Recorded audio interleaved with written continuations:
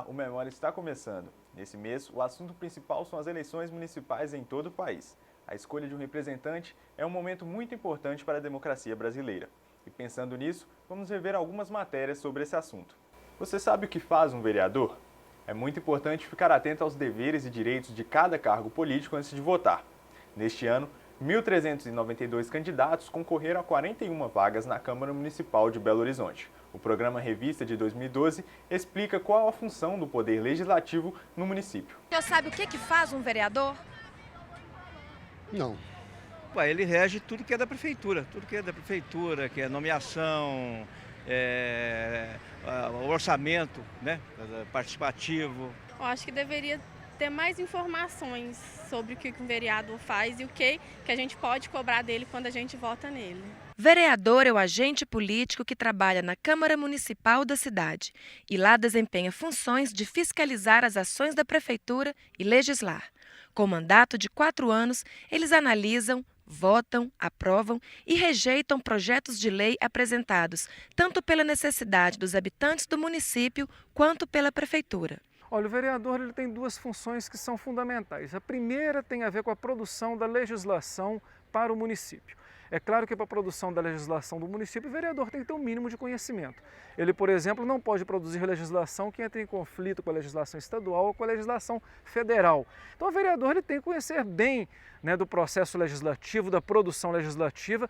Então, é equívoco das pessoas que o vereador pode fazer qualquer coisa. Além do mais, ainda na sua função legislativa, ele deve estar sempre em contato com a população, justamente para coletar, colher as demandas da população e transformar aquelas demandas em projetos de leis, em pedidos de reuniões, de explicações, em audiências públicas. Então, essa função ela é fundamental. Agora, outra função não menos importante é a função de fiscalização do Poder Executivo. Os vereadores têm essa função e não devem abrir mão dessa função. Além disso, o vereador fiscaliza o prefeito, né? As atribuições parlamentares de um vereador são definidas pela Constituição Federal. Nas campanhas eleitorais, alguns candidatos fazem promessas que não poderão cumprir por ausência de definição na lei. Muitos eleitores também desconhecem as funções de um vereador. A questão é grave e traz sérias consequências para a sociedade e política. O vereador, quando ele não conhece bem de suas funções e de suas obrigações enquanto vereador, ele na verdade vai exercer de forma muito aquém do necessário, do desejável, as funções de vereança. Um problema que nós observamos hoje quando a gente analisa as câmaras de vereadores.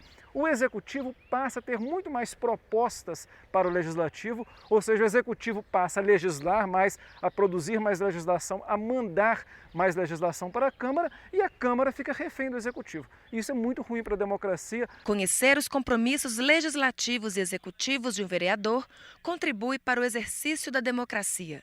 A distância entre representantes do povo e cidadãos produz consequências para a vida em sociedade. As causas para esse fenômeno precisam ser conhecidas e levadas à reflexão. Votar é simplesmente um primeiro passo à escolha, mas é fundamental o acompanhamento dos eleitos, né? Então, justamente para a qualidade da democracia, nós deveríamos primeiro escolher bem, acompanhar os eleitos e cobrar que esses eleitos exerçam justamente as suas funções. E no caso específico dos vereadores, é preciso que nós também, como cidadãos, conheçamos as responsabilidades e os deveres dos vereadores para elegermos bons vereadores e acompanhar os seus mandatos. Somente em 2014 foram coletadas 140 toneladas de resíduos provenientes de campanhas eleitorais em Belo Horizonte, de acordo com o Serviço de Limpeza Urbana da capital. Pensando em combater esse mau hábito, o TRE lançou em 2010 a campanha Sujeira Não é Legal, que é realizada até hoje. A PUC TV estava presente no lançamento da campanha. Confere aí. Há poucos meses das eleições, o Tribunal Regional Eleitoral de Minas Gerais pretende combater uma prática comum nas ruas e avenidas das cidades: o uso de propagandas irregulares. Para isso, lançou a campanha Sujeira Não é Legal. A ideia é conscientizar os partidos políticos, os candidatos e a nós, eleitores também, de fazermos uma campanha mais limpa. E essa limpeza, evidentemente, que embora aparentemente focada na sujeira das ruas, né, na tentativa de se manter a cidade limpa, ela, na minha visão, vai um pouco além. É que será limpa também nas ideias, na pregação, para evitar ataques indevidos e infundados. A campanha também tem o objetivo de garantir a segurança e a tranquilidade nas eleições. é dar uma cara nova ao papel da justiça eleitoral, tirando aquela pecha de apenas aquela que multa, que reprime, que fiscaliza. Então, antes nós vamos o quê? Orientar. Além de reduzir o lixo eleitoral que enche a cidade com faixas, panfletos e cartazes, a campanha também pretende promover maior civilidade entre candidatos, partidos políticos e eleitores. Eu acho que temos que unir forças nesse sentido e a presença dos partidos é indispensável para que possa, através dos seus filiados, fazer valer as intenções desta campanha. Representantes de alguns partidos políticos ganharam um manual e vassouras simbólicas. A vassoura, sem dúvida alguma, ela significa limpar. E limpar é o que precisamos. Vamos limpar. Acho que, em primeiro lugar, o que tem que se varrer da política brasileira são os políticos corruptos, né? Então, essa campanha, essa sujeira, eu acho que deve começar por aí. Segundo passo, que é necessário que a gente tenha uma cidade bonita, aprazível, mas que ela seja de todos. Nas ruas, a população apoiou a iniciativa de combate ao lixo eleitoral, que polui o cenário urbano das cidades. A gente espera que ela realmente contribua bastante, né? Porque o político que realmente não necessita de sujeira vai fazer um bom trabalho sem precisar de colocar muita sujeira na rua. Acho que os candidatos têm que começar a dar um bom exemplo a partir da campanha, né? Se está fazendo sujeira agora, imagina depois que ele ganhar a eleição. Se fosse só isso, estava ótimo. Estão sujando é tudo. O direito ao voto foi uma grande conquista para a democracia brasileira. Algumas pessoas, mesmo sem obrigação de votar, fazem questão de comparecer às urnas. É o caso da Dona Raimunda, personagem da matéria que você vai ver a seguir, exibida no programa Revista de 2012. Dona Raimunda é analfabeta e guardou por décadas um sonho antigo. Aos 100 anos, ela tirou o título de eleitor e pela primeira vez vai participar de uma eleição. Nem que seja mais para o fim da vida, a gente cumpriu um gosto que a gente sempre pensava, né? O voto surgiu no Brasil com os colonizadores europeus. Na época, ele era restrito a uma pequena parte da população. Ao longo de 5 séculos, houve mudanças na questão eleitoral brasileira.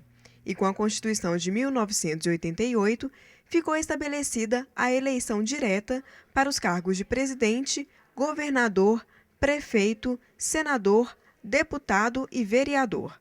Além disso, uma definição importante na Constituição foi o voto facultativo para os analfabetos, jovens de 16 a 18 anos e idosos com mais de 70 anos.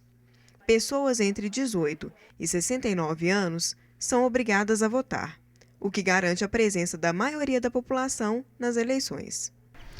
O voto no Brasil, desde 1937, ele é obrigatório, né? Então a gente já está, é uma democracia há muito tempo acostumada com a obrigação de votar. Casos como o da Dona Raimunda não são tão raros assim. Segundo dados divulgados pelo Tribunal Superior Eleitoral, em Belo Horizonte, o número de idosos acima de 70 anos que ainda votam aumentou em mais de 9% desde a última eleição. A princípio, o voto de um cidadão sozinho tem menor impacto na eleição. São milhões de eleitores e o voto de um não faz diferença. A princípio, então, não seria nem racional ir votar.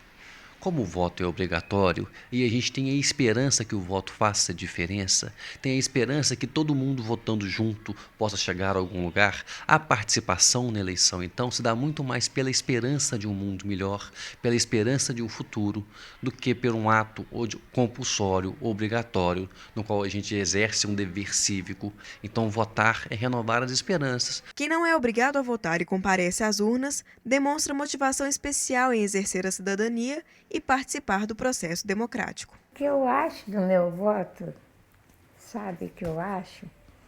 Que às vezes é um voto assim, bem sagrado, que vai valer a pena, né? É isso que eu acho. Que vai pegar no meu conselho, né? Deus fala, não, entrou aqui um conselheiro aqui, para ajudar a dominar. Eu acho. Ajudar para melhorar, né? É, para melhorar.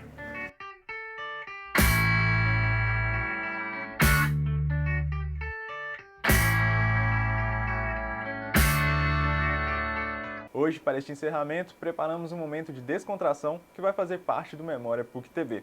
Ao final de cada programa, vou mostrar para você um clipe com os bastidores das gravações feitas pelas nossas equipes. E o que vale são as partes descontraídas. Preparado? Roda aí e até a próxima. E o Sexta de Música Erudita reuniu aqui no Espaço Cultura e Fé da PUC Minas, em mais uma edição, o duo de violão e voz, Pedro... Errou! Coloca música de hipnose aí, editor. Aquelas coisinhas rodando aí pro pessoal ficar tonto. Não. A variação dos tons. O projeto Gente Grande traz a... Peraí que eu tô falando muito alto. Posso falar alto assim? Não, tá doida. Ai, eu já esqueci agora o meu. Evelyn Errou! Conversei com... E A ficou escrito. É só A, né? Nossa Senhora. Da Música Erudita de sexta-feira. Errou! As cores que são vistas... Começando mais um anexo. Esqueci.